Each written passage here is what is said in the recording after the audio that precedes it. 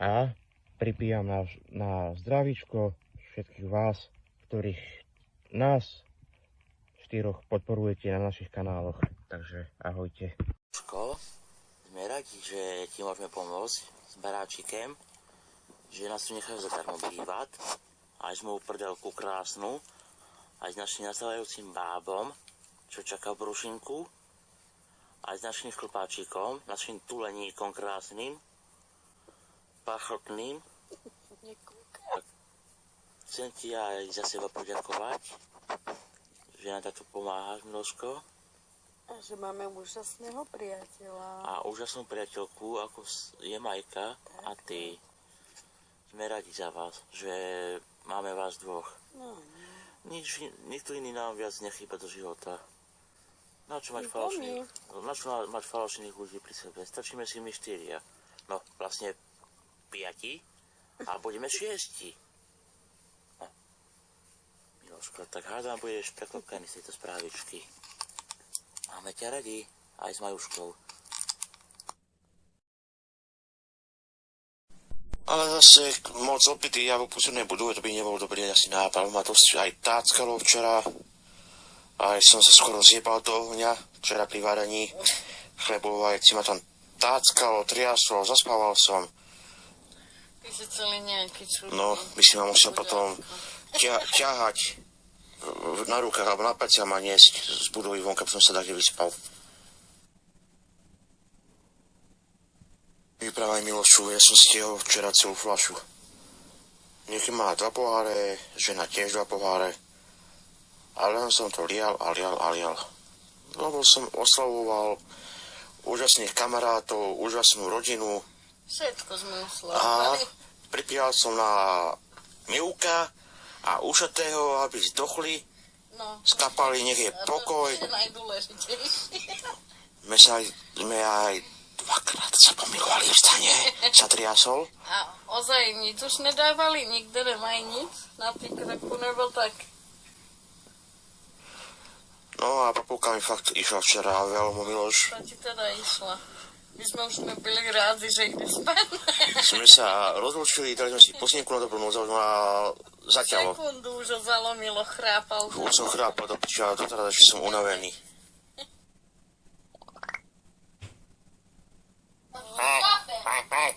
Ahoj Milošku. No, ja tak bolí kurevský hlava. Ja je žalúdok, ja ani jesť mi nechutí poradne, už cítim, že sa asi pôjdem poblinkať vonka. Fuj, Miloš, najbližší rok nechcem vidieť alkohol teraz. Ráno skupinka, už som aj ja hore. Sice troška bolelo hlavu, bruchu bolí, ale inak v poriadku. Sme živí, zdraví.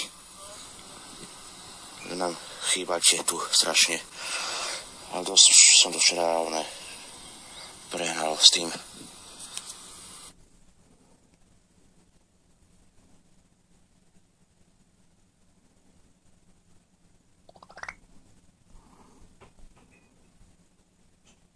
Majka, poviem ti pravdu, áno.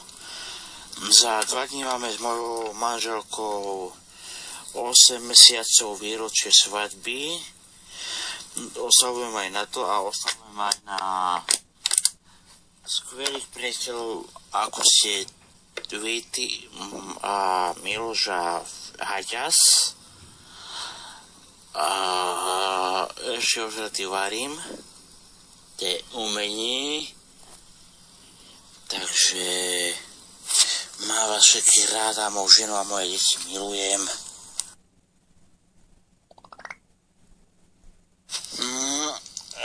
Filipe, tak ti poviem, ja mám teraz kurva oči ako žiarovky.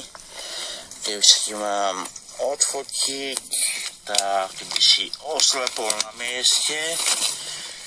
Ti poviem, že by si musel kúpiť brýle alebo slnečné okuliare.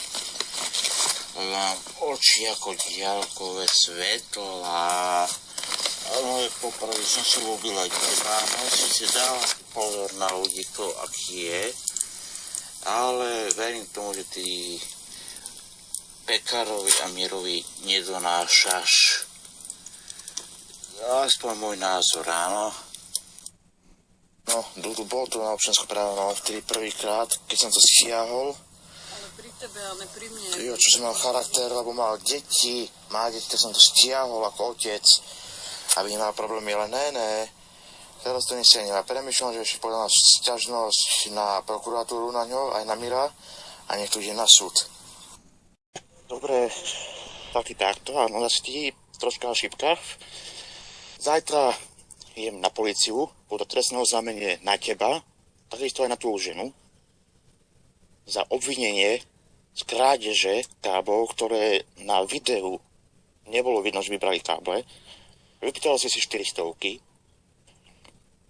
čiže na políciu a rovno potom aj podnet na súd. Vlastne už nemusím, už môj starý to podal podnet na súd. Čiže priprav